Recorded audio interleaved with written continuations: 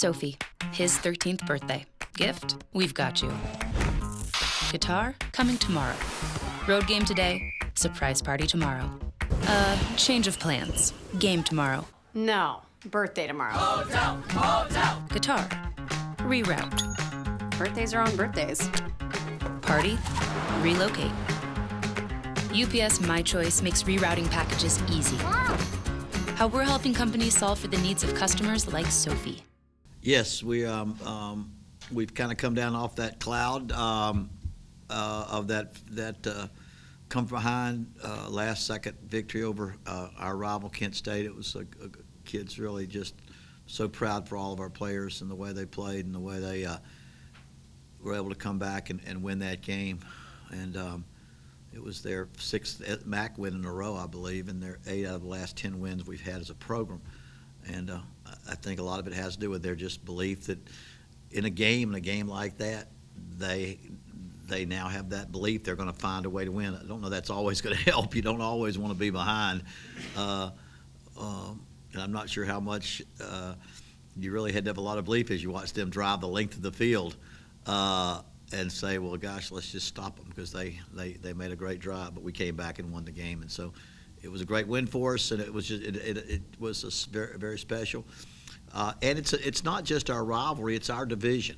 That's what makes this next game fall right in line with where we are. These are critical games.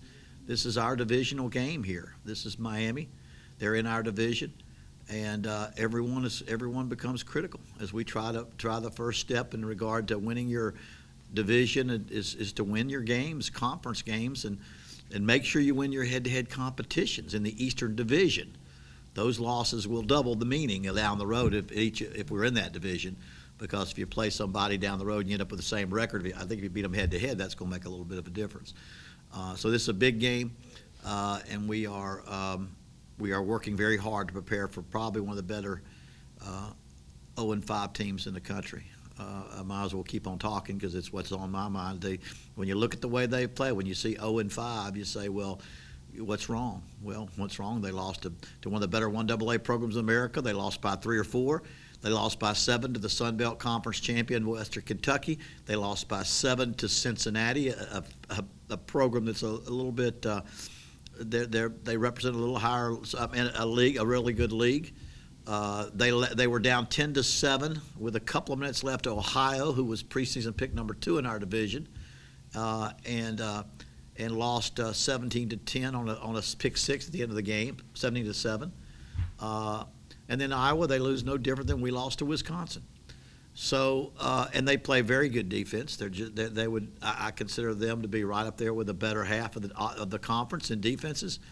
And our defenses struggle some, and we've got to continue to improve. And we're going to face a team that as we saw against Kent State, they play a wide receiver at Wildcat, nothing to lose. You got to be ready to play. You got to be ready to play. It's a big game, so we've got to. And they're all big games, and these early conference games are so important for us as you're posturing for a position. So. Our players know what's out there and they know what's at stake, and the quality of their coaching. I've known Chuck a long time, and their quality of their coaching is outstanding. Their talent level is already up much from last year, and you see it in the games that they played. So we've got a huge monumental task on our hands, and but we look forward to it. Okay, you come off your emotional high. That I'm sure the hangover's gone. Right. But still, psychologically, how do you take what you did Saturday, the way you came back, right, and go forward right, without having that sense of invincibility, I guess, or something to that effect? Well, I think if we'd have won like we did at Marshall and score so many points and just everything we did just turned to goal, we were lucky to get out of Kent State alive. We got out by the skin of our teeth.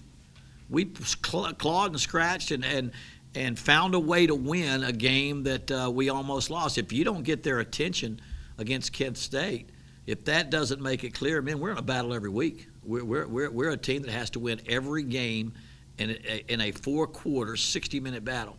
So I think the Kent State game, when looked at it in that light, is not so much, man, we're invincible. We weren't very invincible that day. We were just 4 points better, a few seconds better than Kent State. And so we have got to, our players know that we have got to go out there and play our very best right now. We're still, this year, just in some ways our program is still a work in progress. This year our team is a team in progress, and we've got to continue to get better. On defense, we've got to Trevon Chapman, if he's the guy that's starting, we need to continue to find out what we do best with Trevon Chapman as opposed to Tommy Woodson. And I do not know at this time who is going to be ready to go. To be honest with you, I didn't know last time up until about Thursday or Friday. As much as gamesmanship is involved in this business, we really don't know. I don't have any set rules, men, when it comes to you. If you don't practice on Tuesday, you don't play. Or you don't practice on Wednesday. I wish I have some in my mind, but I try, but I don't. I've been in this business too long in trying to get our players healthy. We don't practice in pads much this time of year, and we would have practiced full pads early in the season. But as you get through later in the year and injuries become a factor, you're trying to get people healthy for Saturday. So right now, we're trying to get all those things planned for a game that we know we've got to play a very good football game.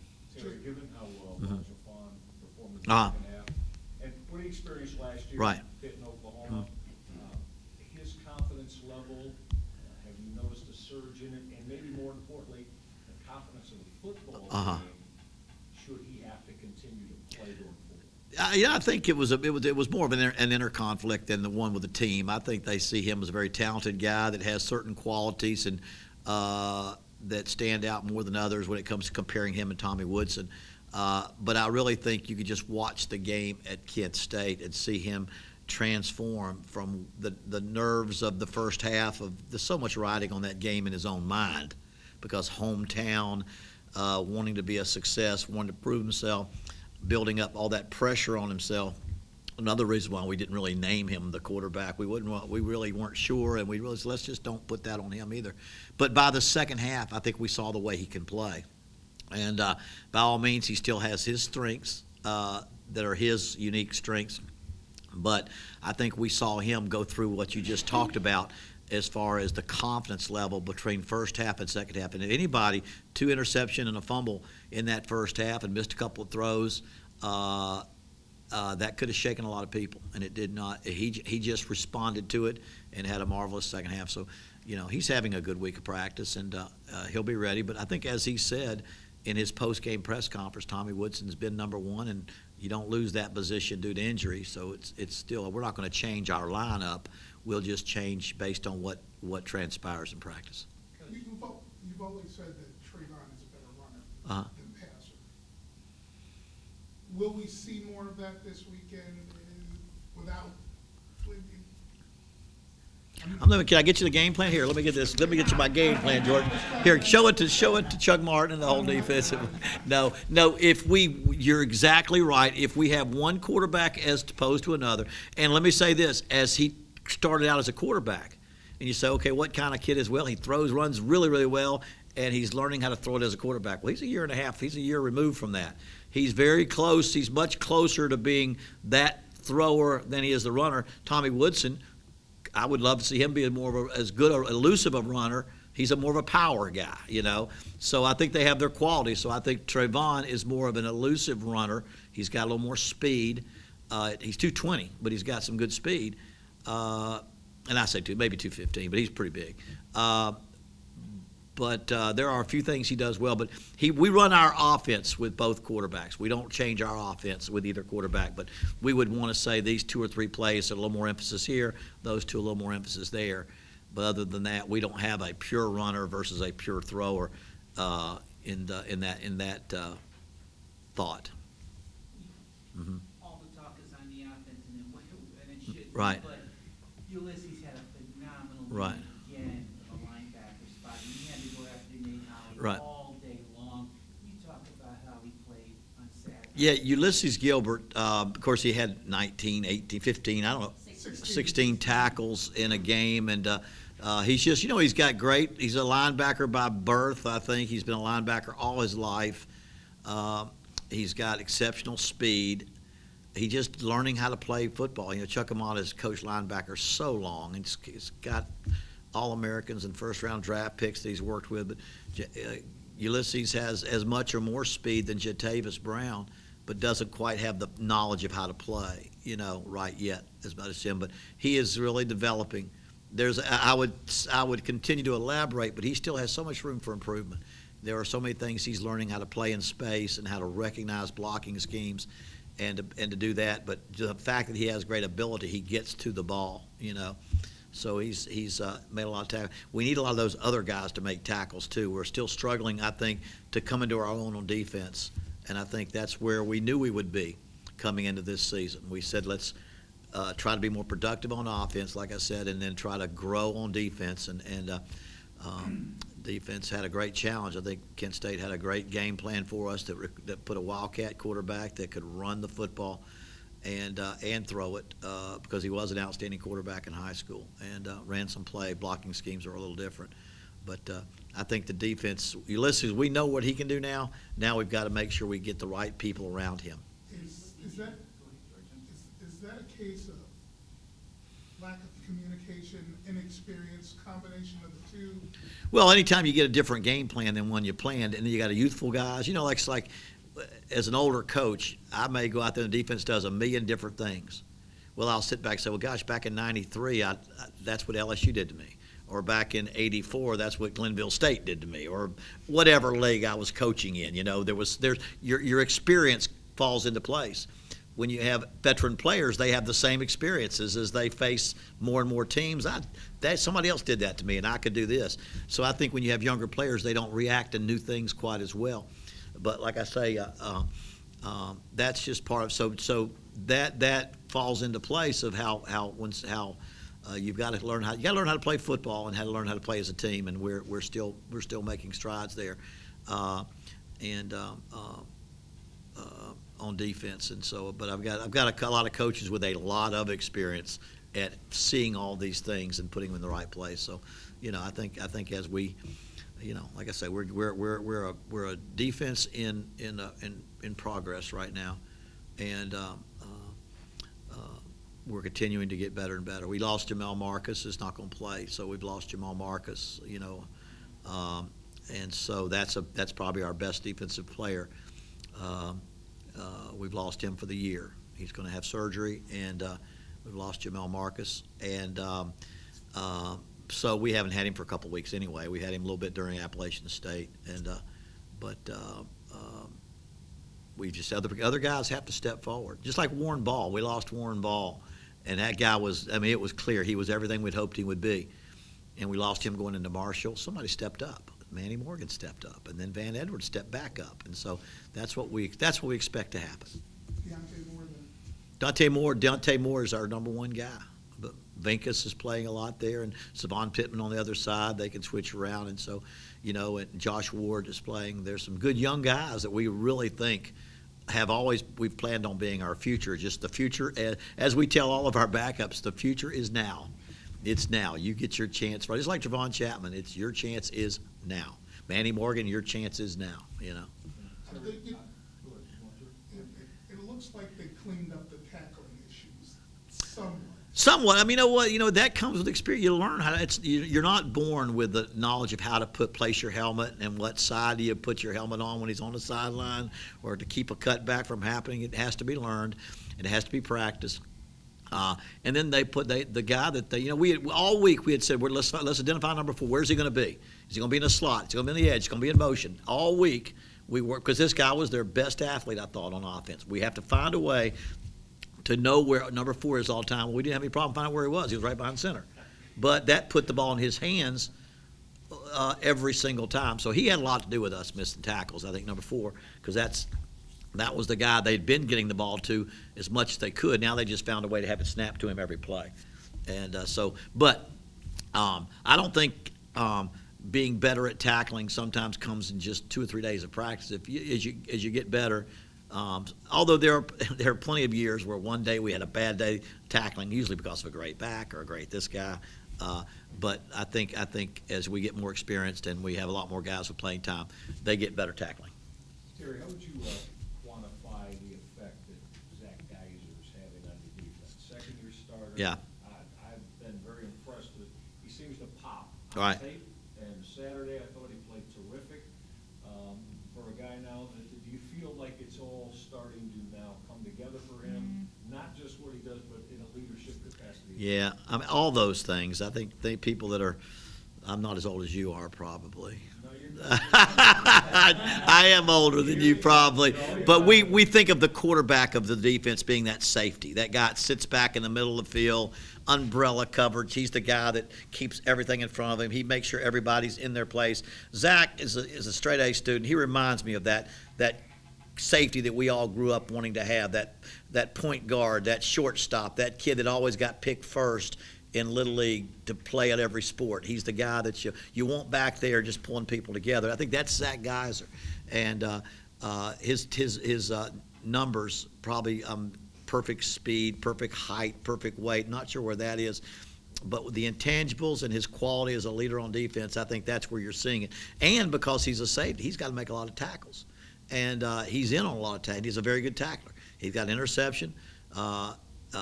And so he is starting to come into his own. He's one of those guys that really we depend on defense to put us in the position, put other people in the right position, to notice if a linebacker needs to move over or there's a call that needs to be made, or to get the corners on the right side. Those kind of things, he's got to be able to do that. You might see Jordan George with him. You might see Featherstone with him. You might see Alvin Davis with him, James Turner with him, but you're always going to see him. Austin Uh-huh. is turning into a wizard with the way he catches the ball in difficult situations. Is he finally putting it all together? And how much more dangerous does it make your other two receivers, Nats and Yeah. Lane? Well, I mean, obviously, when you can effectively attack people at each receiver position, and A.J. Coney is another one that was probably one of our top receivers towards the end of last season. Has had to find his place, but Wolf has been banged up and hurt. He had a hernia last year, and a broken wrist or something. Then he had a hernia, couldn't play much, but he was always been very talented. He had great speed, and he's just growing up. He's healthy one, and he can play football. And again, you get lost in the shuffle when you talk about the physicality of Jerome Lane and the explosiveness of JoJo Natson. Then there's the old steady guy who has probably the best deep ball hands we've got, who has the speed, has always had the speed to get open, and you got to cover him. I remember when he was in high school, he came to our camp. We timed in a 4-3 something or a 4-4, and he was committed to Cincinnati at that time, and that thing fell through. And so we knew we had somebody that we really liked. He's 6'3", 200 pounds, and he can run. So he's coming into his own. But that does give us some opportunities to make sure, because there's double coverage is whoever they put the safety over top of. Do they put him over JoJo? Well, yes, but is it JoJo and Jerome, or is it JoJo and Wolf? And then what do you do with him and Quadarius Smith, the other little receiver that we've got? So what you're trying to do is spread. I think what your point you were making, when you can put Wolf way over there and Jerome way over there and mix everything up in between, and sometimes put JoJo on the outside and those guys on the inside, it does create some possibilities for explosive plays. And that's really where we've been different on offense this year than in the past, is in explosive plays, and being able to come up with some explosive plays. Would you classify him as a late bloomer? No, I think injury more. Well, if you're talking about a guy that just jumps on the scene as a freshman and everything just hits. That didn't happen. But I think he's had some injuries every year that he's been here. So I think it's as much injury, because was he a redshirt junior now? A redshirt sophomore, redshirt junior this year and next year. So he redshirted. So I guess you would probably say that. But it had a little bit to do with his injuries too, because I thought he was ready to go last year. He made some plays. He's made some plays for us. Made some big catches last year, but he has been injured. Well, I talked to him before he came here. He said he didn't run as fast in high school as he did here. He said he was slow. Yeah. Well, he was fast enough in high school for us to notice it, because that was what got our attention, that he could run. That's usually what separates. In receiving, it separates the men from the boys. You can usually find a lot of possession receivers And then it's hard to find possession receivers that can run pretty well. And so, but he's, like I say, he's now, I know with his hernia and some of his injuries, he's now getting into his own. He's now playing with more confident speed, getting some of his speed back, and that's been the case. Coach, one of the things you said before the season was the big decision whether you're going to redshirt Cato. Yeah. But the next man up, who would be the next? Well, I think that would be the question. I mean, I think Cato is number 3. When you recruit him, you said, I'm going to give you the best possible situation as a freshman. You're going to get varsity reps, and you're going to have a chance to redshirt. Varsity reps, because we got to rep 3 people, get them ready. But barring major injuries, you're going to be able to redshirt, which is what you want to do. And so right now he's getting plenty of varsity reps, and he's still got his redshirt. So we'll play that by ear, because if you lost somebody for the year, that would be the question. So right now we don't have to announce whether he's redshirting or not. We have to get him ready to play, and ready to play. It looks pretty good. Yeah, I think he's the freshman that we wanted him to be. Whether he's the starter, we're not thrown into that mix right now. But we believe we signed the type of quarterback we need, because he can really throw the football, and he runs very well, and he's good quarterbacking skills and smarts. You mentioned the Wildcat. Mm-hmm. You used it also with Jalen Bennett. Uh-huh. Scored the 2 touchdowns. Last Saturday, scored 1 against App State. Right. When do you decide? Is it just within that 5-yard zone? Well, in the past, we can use it short yardage, goal line. We could probably use it out in the field. It develops as you go through. When you take your quarterback and put him out there at the wide receiver, that eliminates certain throwing. So we can also run those exact same plays with a big foot quarterback. They just, he's a little bit better runner. And like I said, that would be the position that you would have seen Warren Ball play as well. So we have ways to do that with a quarterback under center looking just like we always do. And he has the ability to run the same plays, probably not as physical as Bennett, but he wouldn't throw the ball as well as they would. So it has its pluses. But I think a lot of people have some type of short yardage and goal line wildcat or some type of offense like that. But it's just a question of whether we ran the quarterback for a couple of touchdowns against Marshall, Right. and they were in the same formation. We just didn't move the quarterback out. Sure, last thing for me, you graduated on about 128, 129 offensive line starts yeah. a year ago. But you said I like the group. Right. Athletic, good feet, good technique. All right, 5 games in. Right. Going into assess them. Where are you with them as a group, and are you pleased with what you received? Yeah, I am pleased with where they are. We want to be better. We've given up a few sacks, but we're very pleased with their progress, and we've played some tough competition. They've had some very good defenses almost every week. They played some very good defenses. Our running game, we don't have the yardage that we want to have per game, but per carry, we're pretty good shape. I mean, we're really doing so much better this year than last year in the number of successful running plays that we run. And that's a lot of credit to them. Now, a lot of time your running yardage adds up in the fourth quarter as you get ahead of somebody by 21. If you're a throwing team that throws and runs, and your running game picks up towards the end. Unfortunately, we've been in games where it stays pretty tight the whole game, and you keep scoring and you keep doing it. I don't ever, but as far as the offensive line is concerned, I'm pleased with their progress. A few too many holding calls. We've had some holding calls, and we've got to correct that. That comes with not really always knowing your assignment perfectly and making a last-second grab when you didn't. You changed your assignment in your mind the last minute. But I like I like the chemistry and I like the potential, but each week is a challenge, and they can get better and better and better. They're all 5 are underclassmen coming back, as well as our 2 backs and our quarterbacks and most of our receivers except for JoJo, and so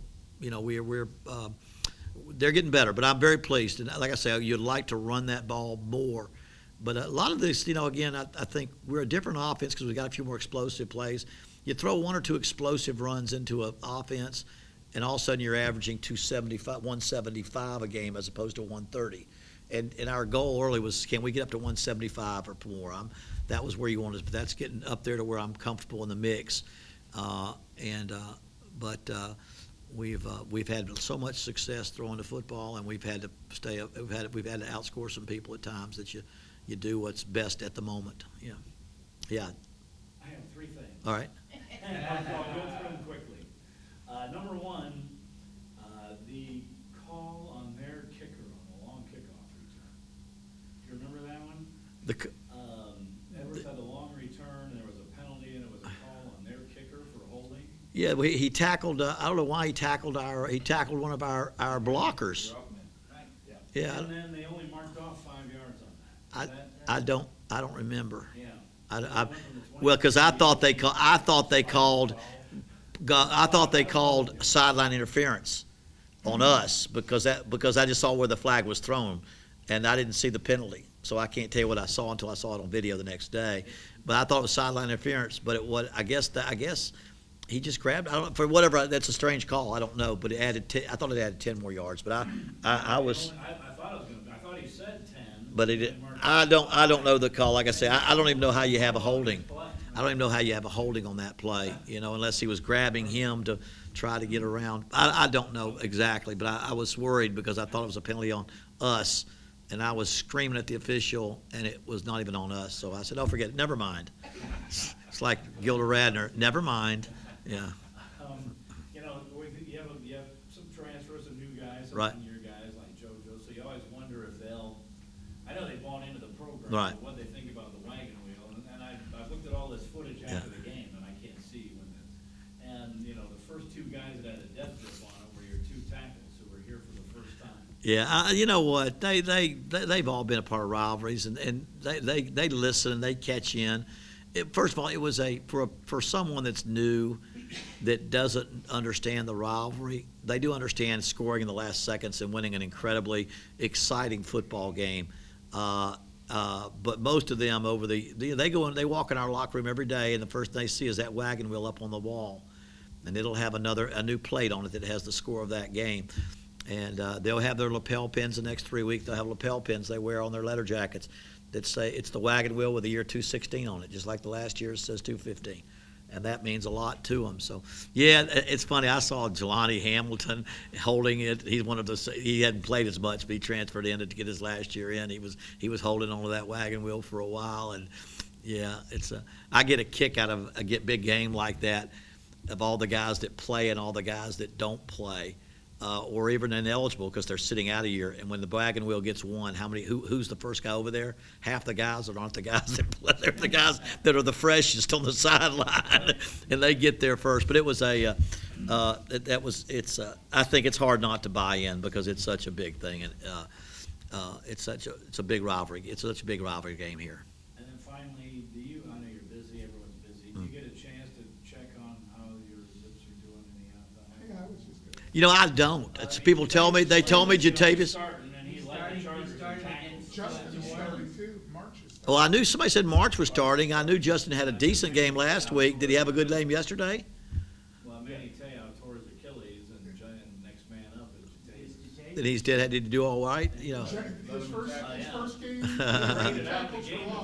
I said when the season ended, he'll be the best. He'll be the best value in the draft, and I think he is the best value in the draft. But we use him. We use Jatavis as an example to all our players of what hard work. He was 6 foot, 189 pounds, starting here as a true freshman, but an incredibly hard worker. Got up to 228, I think. But he always had blessed with speed and talent. Hard work is what separates the men from the boys. Is hard. Most every NFL player I've ever had great work ethic. The ones that got drafted that weren't good work ethic, they lasted about a year, and somebody else that nobody ever heard of beat them out. But that's the one constant: perseverance and hard work.